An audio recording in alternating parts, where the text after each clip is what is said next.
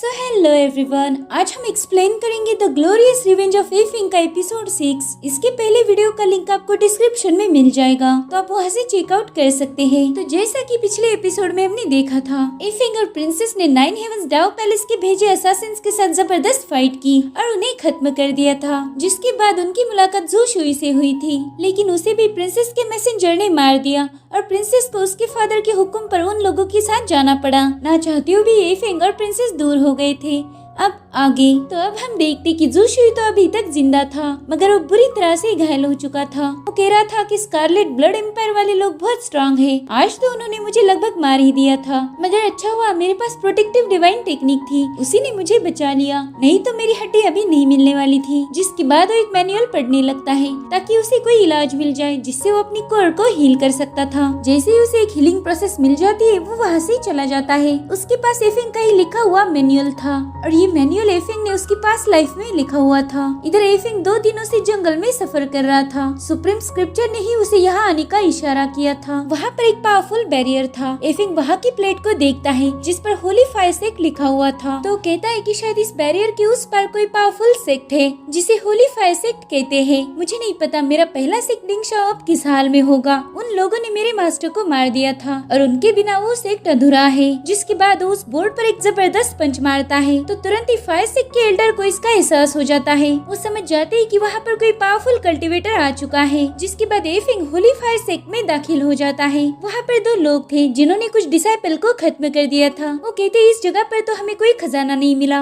मगर यहाँ पर कुछ कल्टीवेटर्स आए जिनसे हमने अच्छा खासा माल हासिल किया है। अब हम उसे बेचकर अच्छा खासा मुनाफा कमा पाएंगे। तभी उन्हें आवाज आती है कि वो खजाना और कल्टीवेशन यहीं पर छोड़ दो, तभी तुम्हें बख्श दूंगा, नहीं तो मरने के लिए तैयार हो जाओ। तो बंदे कहते हैं कि तुम जो कोई भी हो वो सामने आकर बात करो। तो एफिंग वहाँ पर पहुँच जाता है। तो बंदे कहते लगता है तुम हमारे पुराने साथी हो, चलो एक काम करते हैं, लूटे हुए माल को हम तकसीम कर लेंगे, 80% हमारा और 20% तुम्हारा। हमारे रूल्स के अकॉर्डिंग यही सही रहेगा। तो एफिंग कहता है 2 बातें हैं। पहली तो ये कि मैं तुम्हारा कोई पुराना साथी नहीं हूँ, और दूसरी बात ये है कि मैं कभी रूल्स को फॉलो नहीं करता, मैं अपने हिसाब से चलने वाला बंदा हूँ। जिसके बाद वो उन्हें अपने पावर शो करता है। तो दोनों भी उसके साथ फाइट करने चले जाते हैं, मगर एफिंग उनकी पलक झपकने से पहले उन पर अपनी सोर्ड से अटैक कर देता है। उन लोगों को समझ नहीं आ रहा था कि अभी भी वहाँ पर हुआ क्या है, और तभी वो नीचे गिर जाते हैं। उनकी बॉडी में आग लग चुकी थी। एफिंग वहाँ से जाते हुए कहता है कि एक जमाने में ये जगह एक शानदार रेलिक हुआ करती थी, मगर इसे तुम लोगों ने चोरों का अड्डा बना दिया था। जिसके बाद उन दोनों को अपनी पावर से ब्लास्ट कर देता है। अब वहाँ से थोड़ी दूरी पर जाने के बाद एफिंग को रास्ते में एक फॉर्मेशन मिल जाता है, तो इधर उधर देखने लगता है। वहाँ पर कुछ कल्टीवेटर्स थे जिनकी स्पिरिचुअल एनर्जी को ड्रेन करके उन्हें खत्म कर दिया था,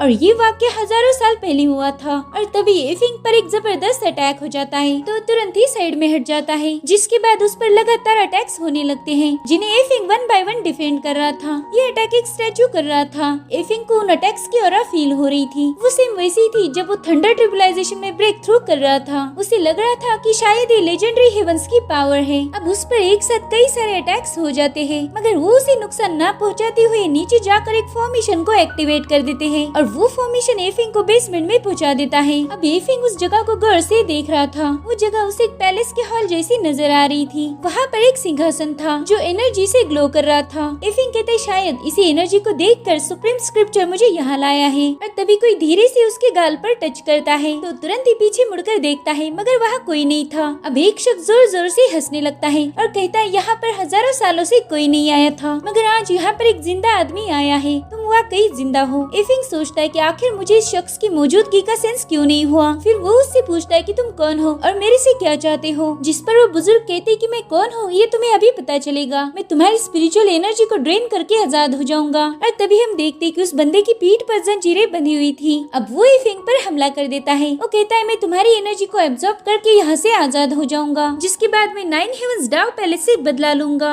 एफिंग पूछता है क्या तुम वाकई 9 हेवंस डाओ पैलेस के दुश्मन हो। तभी वो बुजुर्ग थोड़ा डर जाता जाता है। वो कह रहा था कि शायद मैं 9 हेवंस वालों से बदला नहीं ले पाऊंगा, वो बहुत पावरफुल है। जिसके बाद वो एफिंग की पावर्स को चेक करता है और पूछता है कि बताओ तुम्हारे पास डाओ ची कैसे आ गई, प्लीज मुझे बताओ, मुझे जानना है। एफिंग को बंदा थोड़ा पागल लग रहा था, जिस वजह से वो उस पर अटैक करने लगता है, मगर वो बंदा वहाँ से गायब होता जा रहा था। वो कह रहा था कि तुम तो बस बाइटन लेवल पर हो, फिर भी तुम हेवनली गेट में ब्रेक थ्रू कैसे कर पाए, ये तो इम्पॉसिबल है। और मुझे बताओ तुम्हारे पास डाओ ची कैसे आ गई, मुझे जल्दी बताओ। मगर एफिंग तो उसे पागल समझकर उस पर अटैक कर रहा था। अब वो बंदा कहता है मुझे तुम्हारी डाओ ची चाहिए, तो एफिंग तुरंत ही स्वान शैडो का यूज करते हुए उस पर अटैक करने चला जाता है, मगर तभी वो शख्स उसे पीछे ढकेल देता है। एफिंग सोचता है कि ये बंदा तो बहुत पावरफुल मालूम होता है। अब वो बंदा एफिंग को मारने का इरादा बदल देता है और उसके पास जाकर पूछता है कि बताओ क्या तुम्हें होली लॉर्ड बनना है। तो एफिंग दोबारा से उस पर अटैक करने की नाकाम कोशिश करता है। अब वो बंदा एक तस्वीर के पास जाकर रोने लगता है। वो कह रहा था कि मेरे होली लॉर्ड, मैंने आपको फेल कर दिया, मैं इन जंजीरों को तोड़कर आजाद नहीं हो पाया। 9 हेवंस के लोग अभी भी जिंदा है और मुझे उनसे बदला लेना है, मगर मैं ये कैसे करूँगा। मेरे पास कोई वॉरियर नहीं आया जिसके पास से मैं होली फायर टोकन हासिल कर पाऊँ। अब आप ही बताओ मैं क्या करूँ, मैं इन जंजीरों से कैसे आजाद हो पाऊंगा। तभी एफिंग उससे कहता है कि तुम्हारा इस पैलेस के साथ क्या रिश्ता है वो मुझे नहीं पता, मगर मैं तुम्हें इन जंजीरों से आजाद कर सकता हूँ। तो बंदा तुरंत ही उसके पास आ जाता है और पूछता है कि क्या तुम्हें मेरी जंजीरें दिख रही है, क्योंकि इसे कोई नहीं देख सकता।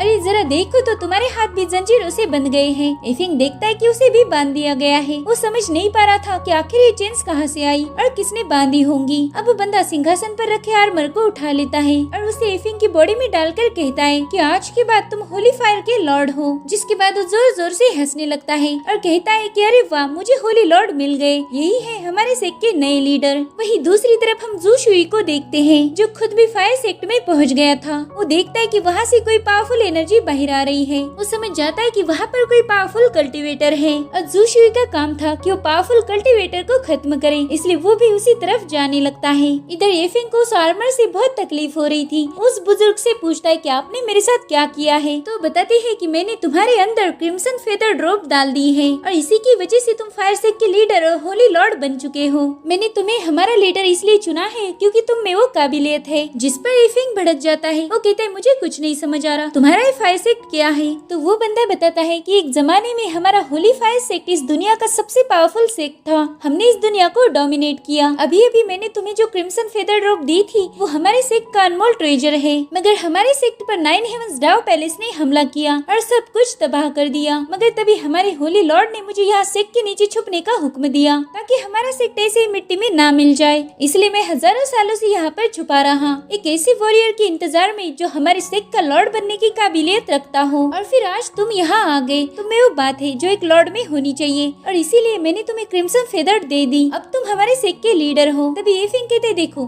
तुम चाहते हो कि 9 हेवंस डाओ पैलेस खत्म हो जाए तो मैं उसे तबाह कर दूंगा, मगर मैं यहाँ का लॉर्ड नहीं बनना चाहता। जिस पर वो बुजुर्ग कहते बेटा अब तो तुम यहाँ पर फंस गए हो, एक बार तुम यहाँ के लॉर्ड बन गए तो दोबारा वापस नहीं जा पाओगे। ये जो चेन्स मुझ पर बंधी है उसे हेवन चेन्स कहा जाता है, जिन्हें 9 हेवंस डाओ पैलेस ने यहाँ रखा है। उन लोगों ने इस जगह पर रेस्ट्रिक्शन स्पेल डाला है, जो भी इस जंजीरों में जकड़ा जाता है वो इस सेक्ट से कभी बाहर नहीं जा सकता। अब हम दोनों भी यहाँ पर कैद हो चुके हैं। तो ये फिंग उन चेन्स को तोड़ने की कोशिश करने लगता है, मगर वो बंदा उसे रोक लेता है। वो कहता है कि क्रिम्सन फेदर में ज्यादा पावर्स नहीं बची है, तो मैं चाहता हूँ कि आप इसे संभाल कर इस्तेमाल करो। मैं हजारों सालों से यहाँ पर कैद हूँ, मगर अब मुझे आपके काम आना है। मैं अपनी सारी पावर्स का यूज करके इन चेन्स को ब्रेक कर दूंगा, मगर मुझसे वादा कीजिए कि आप डिवाइन रेल्म तक कल्टीवेट करोगे और फिर 9 हेवंस को तबाह कर दोगे। तभी एफिंग कहते हैं तुम अपनी पावर्स यूज मत करो, अगर तुमने ऐसा किया तो तुम मारे जाओगे। मुझ में इतनी पावर्स है कि मैं खुद ही इस चेन को ब्रेक कर सकता हूँ। लेकिन वो बुजुर्ग कहते हैं कि मैंने तो उसी दिन मर जाना चाहिए था जब हमारा सेक्ट डिस्ट्रॉय हो गया, लेकिन मुझे एक खास मकसद से यहाँ पर कैद करके रखा था। आज वो मकसद पूरा हो चुका है, इसलिए मुझे अब इस लाइफ से कोई लगाव नहीं है। अब यहाँ से जाने से पहले मैं आपको आजाद कर दूंगा ताकि आप हमारे होली लॉर्ड इस सेक्ट का रिवेंज ले पाओ। जिसके बाद वो अपनी सारी पावर्स का यूज करके हेवनली चेन्स को ब्रेक कर देता है और एफिंग से कहता है कि अब मैं फाइनली मेरे पुराने होली लॉर्ड के पास जा सकता हूँ, मगर मैं आपसे दरखास्त करता हूँ कि आप 9 हेवंस डाओ पैलेस में जाएं और हमारे फायर सेक्ट का रिवेंज लें। जिसके बाद उस पर हेवनली एनर्जी से अटैक हो जाता है और उस बुजुर्ग की वहीं पर मौत हो जाती है। अब एफिंग भी आजाद होकर बेसमेंट से बाहर आ चुका था। वो डिसाइड करता है कि वो 9 हेवंस से रिवेंज जरूर लेगा और इसी के साथ ये एपिसोड यहीं पर खत्म हो जाता है। Thank you for watching, bye bye, take care.